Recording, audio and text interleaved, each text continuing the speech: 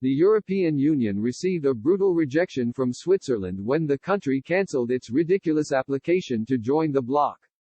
The EU and Switzerland have been embroiled in multiple disputes for years, and are still negotiating the terms of their cooperation today. Bern and Brussels are currently trying to forge an institutional framework agreement. Negotiations for the partnership began in 2014, but are still to reach a formal conclusion as disagreements over agriculture, trade and stock markets leave talks stalled. Switzerland and the EU still work together on a patchwork of 120 treaties, partly because the country withdrew its application to join the EU in 2016. Bern made the decision just 1 week before the UK voted to leave the bloc. After the decision to cancel its application to join the EU in 2016, Swiss politician Filippo Lombardi from the Christian Democratic People's Party said it was not very clever to discuss it again, and called the whole thing a bit ridiculous.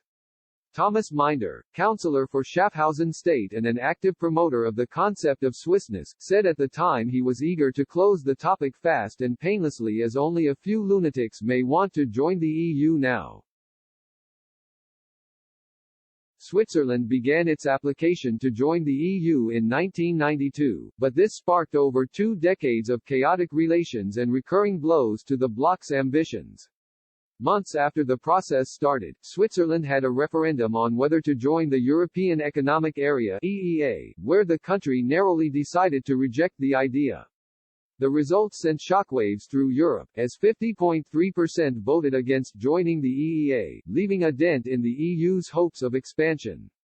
Not only did the Swiss public reject the EEA, but it also meant the country's application for the EU was suspended.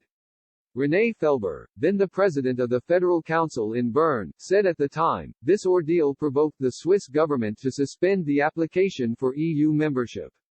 Switzerland has renounced the many political and economic opportunities opened up by the European Economic Area.